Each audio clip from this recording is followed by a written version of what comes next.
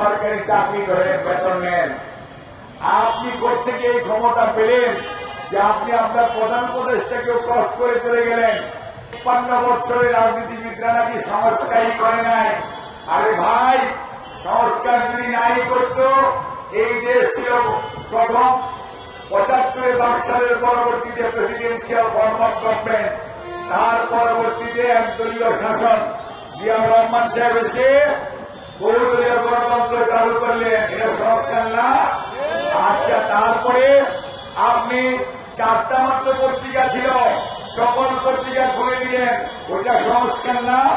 তারপরে দেশের মানুষ বাইরে যেতে পারত না চাকরির জন্য, এই রেমিটেন্স বলেন, বিদেশের চাকরি, এটা কি সংস্কার না? এই যে গার্মেন্টস নিয়ে গর্ব করেন, এটা কে করেছিল? জিয়াউর রহমান সাহেব। আসেন তার পরবর্তীতে 91 ছিল প্রেসিডেন্সিয়াল ফর্ম অফ গভর্নমেন্ট, তারপরে আসলো পার্লামেন্টারি সংসদীয় গণতন্ত্র। ওটা কি সংস্কার না? কোনটা বিশ্বাস করব? প্রধান উপদেষ্টা বললেন ডিসেম্বরের শেষের দিকে এবং 26-এর প্রথম দিকে নির্বাচন হতে পারে। পরের দিনই ওনার প্রেস সচিব বললেন এটা আবার 26-এর জুন পর্যন্ত এটা যেতে পারে। অর্থাৎ ওনাদেরকে ক্ষমতা কে দিল? প্রেস সচিব তো সরকারি চাকরি করে, প্রধান উপদেষ্টাকে তো আমরা সবাই মিলে বানিয়েছি, দেশের মানুষ বানিয়েছে, আন্দোলন সংগ্রামে আমরা বিশ্বাস করি ডক্টর মোহাম্মদ ইউনূস স্যার সবচেয়ে সম্মানিত ব্যক্তি। কিন্তু প্রেস সচিব মহোদয়, আপনি তো সরকারি চাকরি করেন, বেতন নেন। আপনি কোত্থেকে এই ক্ষমতা পেলেন যে আপনি আপনার প্রধান উপদেষ্টাকেও ক্রস করে চলে গেলেন? কাজে আমাদের জানতে আগ্রহ হয়। আরো কয়েকজন এমন কথা বলেন ৫৩ বছরের রাজনীতিবিদরা নাকি সংস্কারই করে নাই।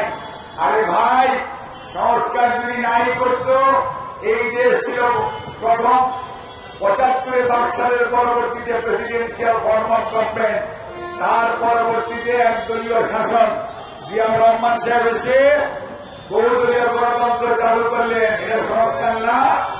আচ্ছা, তারপরে আপনি 4টা মাত্র পত্রিকা ছিল, সকল পত্রিকা খুলে দিলেন।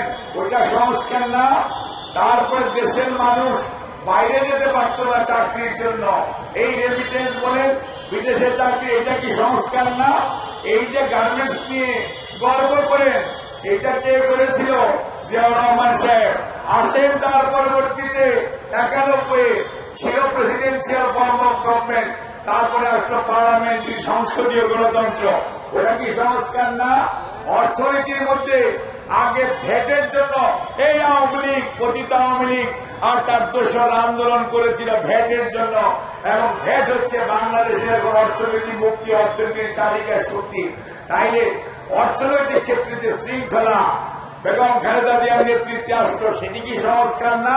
তত্ত্বাবধায়ক সরকার কথা, এই সংসদে তত্ত্বাবধায়ক সরকার সংবিধানে সন্নিবেশিত হল বেগম খালেদা জিয়ার নেতৃত্বে তৎকালীন সময়ে, সেটি কি সংস্কার না?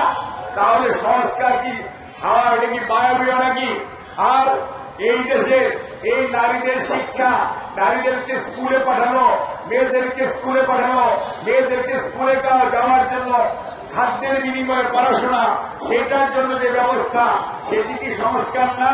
জনপ্রশাসনের মধ্যে শৃঙ্খলা আনা, জিয়াউর রহমান সাহেব চালু করেছিলেন ক্যাডার সার্ভিস, সেটি কি সংস্কার না?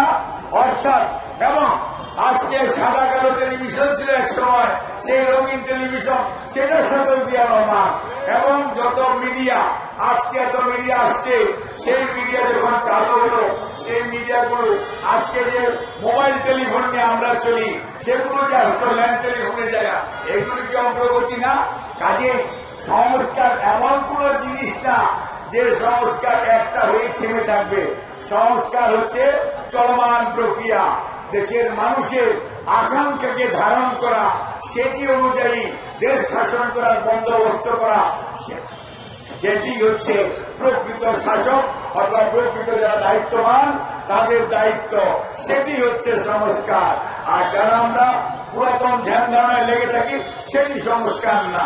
কাজে বিএনপির এই যে 31 দফা এটি বিএনপি দিয়েছিল 2017-তে আপনার বেগম খালেদা জিয়া যখন চেয়ারম্যান 2030 ভিশন 2030 এবং পরবর্তীতে বিএনপি দিয়েছিল 22শে ডিসেম্বরে 27 দফা রাষ্ট্র মেরামতের কর্মসূচি। তার পরবর্তীতে এই যে আজকে 12 দল বসা আছে, এছাড়াও এই পতিত স্বৈরাচারের বিরুদ্ধে যারা আন্দোলন করতেছিল সবাই মিলে তখন 31 দফা রাষ্ট্র মেরামতের কর্মসূচি দিয়েছে। অর্থাৎ এটি এখন সকল বিরোধী দলের তৎকালীন ক্রিয়াশীল বিরোধী দলের 31 দফা রাষ্ট্র মেরামতের কর্মসূচি। অর্থাৎ এই সংস্কার তো এই রাজনৈতিক দল অনেকদিন আগে থেকেই চিন্তা করছে। কাজে যারা সংস্কারের কথা বলেন আমরা তাদেরকে সাধুবাদ জানাই, কিন্তু আমরা বলব সংস্কারের কথা বলে নিজেদের ক্ষমতায় থাকা প্রলম্বিত করা যাবে না। জনগণের মনের ভাষা বোঝার চেষ্টা করুন, আশা আকাঙ্ক্ষার সাথে নিজেদেরকে সামলে এবং মিলিয়ে চলতে হবে। দ্রব্যমূল্যের ঊর্ধ্বগতি কোন জায়গাতে গিয়েছে, মানুষের জীবন আজকে দুর্বিষহ অবস্থা।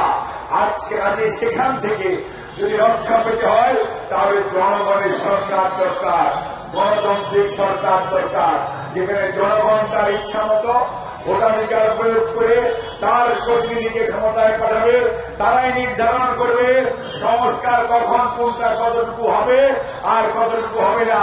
আর পতিত স্বৈরাচারের যে প্রেতাত্মারা বিভিন্ন প্রতিষ্ঠানে বসে আছে তাদেরকে সরিয়ে দেওয়ার জন্য 3 মাস 4 মাস 6 মাস সময় যথেষ্ট ছিল। কাজেই আমরা এখনো বলবো পতিত স্বৈরাচারের দোসররা ঘাপটি মেরে আছে অন্তর্বর্তীকালীন সরকারের বিভিন্ন মন্ত্রণালয়ের বিভিন্ন বিভাগে। তাদেরকে আইনের আওতায় আনুন, তাদেরকে বিচারের কাঠগড়ায় দাঁড় করান।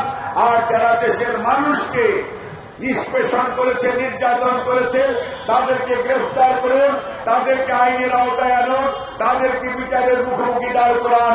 এটি এখন সবচেয়ে প্রধান দাবি বাংলাদেশের মানুষের। তাহলেই দেখবেন দ্রব্যমূল্যের দাম কমবে, দেশে আইন শৃঙ্খলা সঠিকভাবে চলবে, রাজনীতিও তার সঠিক লাইনে চলবে। এবং যত দ্রুততার সঙ্গে আপনারা সব অন্তর্বর্তীকালীন সরকার নিজেরা ঠিক করুন যে কোন কথা বলবেন, দায়িত্ব নিয়ে বলবেন। এক একজন এক এক কথা বললে মানুষের মধ্যে বিভ্রান্তি হবে। আমরা চাই আপনারা সার্থক হন, সফল হন, মানুষকে বিভ্রান্ত হোক এরকম কোন বক্তব্য থেকে সবসময় আপনাদেরকে বিরত রাখার জন্য আহ্বান জানাচ্ছি।